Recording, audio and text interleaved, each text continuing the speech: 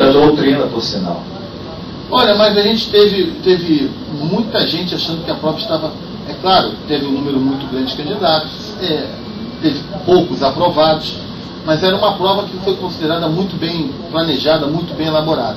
Pode ter sido considerado difícil, foi considerado difícil por maioria dos candidatos. Tá? Mas na sua elaboração e confecção, a prova estava muito bem feita. Tá?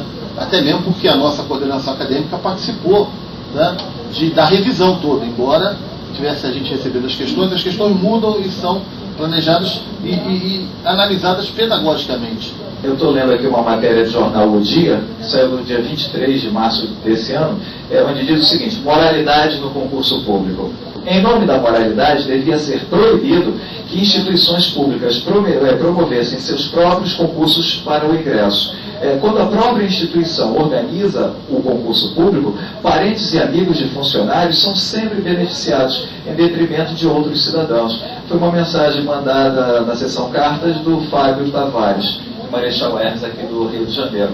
Então, no caso específico que em tela, que fala justamente da prova do Ministério Público do Estado, se o NCE só fez as questões de informática e português e as demais foram feitas pelo próprio órgão, o Ministério Público, isso que o Fábio está colocando aqui teria alguma pertinência? É a pergunta. Não, olha só, a gente não pode assumir que as provas feitas por determinada entidade, né, não seriam, implicariam de repente de que o concurso não foi uma coisa séria, né? Nós, como organizador há muito tempo, nós participamos e existe isso, né, de que às vezes o órgão tem e acha que seus profissionais, tá, teriam melhor qualificação para fazer a prova, né?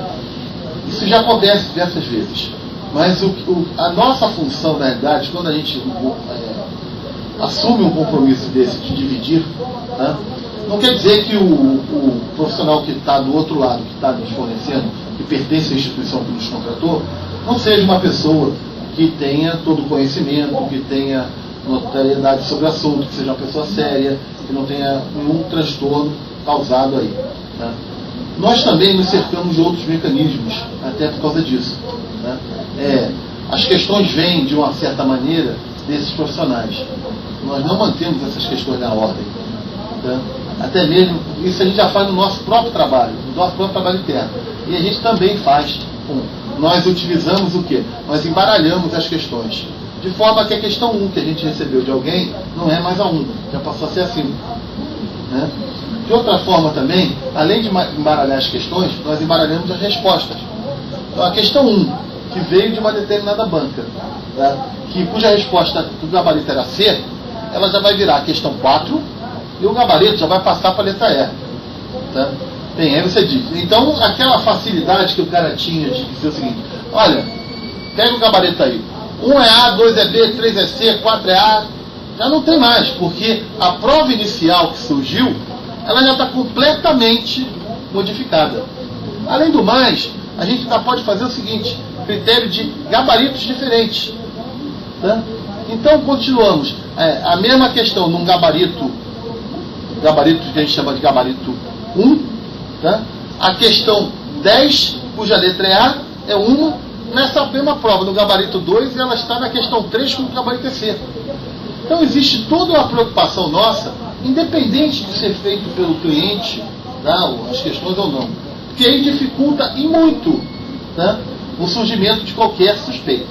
Outra coisa que nós temos é o seguinte: nós verificamos, nós temos todo um suporte, né, através de sistema de programas que verificam. É claro que é após a prova, mas nós procuramos saber se temos uma estatística de quantos acertos tiveram, quantas pessoas chegaram próximo do gabarito ou não chegaram, se as pessoas que chegaram próximo do gabarito, quantos tiveram o mesmo percentual de acerto de erros, tá, no mesma sala ou não sei, para identificar se houve alguma cola, alguma coisa desse tipo. E nos nossos editais a gente coloca claramente: se for constatado qualquer coisa, qualquer irregularidade, mesmo depois da prova, tá, através de justificativa, nós fazemos a eliminação do candidato. Então você está me dizendo que vocês também se preocupam em fazer um controle posterior dois candidatos fazendo um batimento, coincidindo ali as respostas para ver se um determinado candidato teve as mesmas respostas de um outro candidato. Exatamente. Isso aí, é claro que isso fica muito mais evidente quando você está tratando de um concurso. Vamos imaginar, vou dar um exemplo aqui.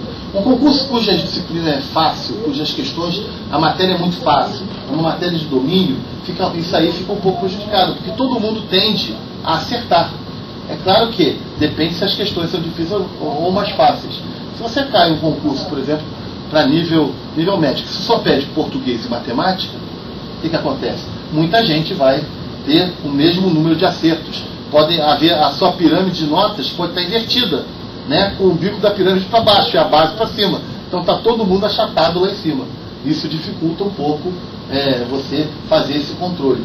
Mas aí vem da característica do concurso, né? Concursos mais difíceis, tá? Você tem como avaliar isso e percorrer essa trilha. Por exemplo, já que você tocou nesse ponto de controle, controle posterior, vamos supor que num determinado concurso, 5 pessoas da mesma família, com o mesmo sobrenome, pelo menos, tirassem basicamente a mesma nota e todos eles, essas 5 pessoas, passassem no concurso, dentre os classificados. O que o NCE poderia fazer, ou detectando essa anomalia, meu Deus, eu não sei, qual seria a palavra, né? Essa coincidência, né? Absurda, mas é uma coincidência. Não chega a ser uma coincidência absurda, não. O que você está se referindo foi exatamente um caso que aconteceu no Ministério Público do Estado do Rio de Janeiro. Eu não sabia. Né? Que foi vinculado em jornais, teve na época, tinha algumas pessoas com nomes iguais, aí um jornal publicou, né? Publicou o nome de 3 ou 4 pessoas da mesma família que passaram. Né? Para você ter uma ideia, um fez prova em Niterói, 2 fizeram no Rio, o outro fez em outra cidade. Então, você já fica assim, poxa, como é que foi? Não tiveram o mesmo número de acerto e erros nas mesmas questões. Tá? Acertaram, tá? Do mesmo modo que outros acertaram um número elevado de questões em determinadas disciplinas. Tudo isso nós verificamos. Tá? Só que se esqueceram de dizer também que nós apontamos na lista outras pessoas com sobrenome iguais que tiveram também posições embaixo. É só olhar a lista que você vê, tá? Outros nomes. Um passou em 100º lugar, outro passou em 70º, 50º lugar. Tá? Mas é porque neste concurso é aquilo que eu lhe falei, é um concurso cujas matérias são muito fáceis. Né? O concurso do Ministério Público, todo mundo estava esperando esse concurso há muito tempo, do mesmo modo que tem o concurso do TJ que está para sair agora. As pessoas já sabem direto o Estatuto do Servidor. Não é difícil, de repente, ter gente aí gabaritando esses assuntos, porque os cursos estão dando esses... Então, tem turmas para isso há 2 anos, 3 anos. Vamos entrar num outro assunto agora. Segurança. O que o NCE faz para haver total lisura, segurança na hora de aplicar uma prova? Na realidade, a segurança ela já começa bem antes. Né? Não sei se você se recorda que eu comentei ainda há pouco como que a gente chama a banca. Isso já faz parte da segurança. Tá? São pessoas que a gente tem um histórico, tá? Que a gente chama para essas pessoas poderem se comprometer com aquilo. Tá? E vou dar um exemplo, como é que funciona todo esse nosso processo de segurança. Os professores são escolhidos através de uma consulta da disponibilidade deles. É claro que são os nossos professores que já temos no cadastro aí, são mais de 500 professores que atuam como banca para nós, no NCE. Eles são convidados para participar da banca, em função da disponibilidade e em função de outras características também. Do cronograma do concurso, que às vezes eles não podem ter um compromisso nessa etapa, né, na etapa de confecção das questões, recurso e depois até talvez correção de prova discursiva ou prova oral, realização de prova oral. Depende muito. Né? Então o professor se compromete a fornecer questões inéditas e a não ter parentes participando do concurso até 3º grau. Em função disso, ele recebe uma orientação de como desenvolver as questões, tá, pedagogicamente. Ele desenvolve um número de questões e essas questões são passadas para a coordenadora acadêmica. A coordenação acadêmica ela é responsável por analisar as questões, verificar se não existe pegadinhas nas questões, que a gente não trabalha com isso, entendeu? Verificar se uma questão não está respondendo a outra questão que vem depois, porque às vezes o professor faz uma pergunta e depois 3 questões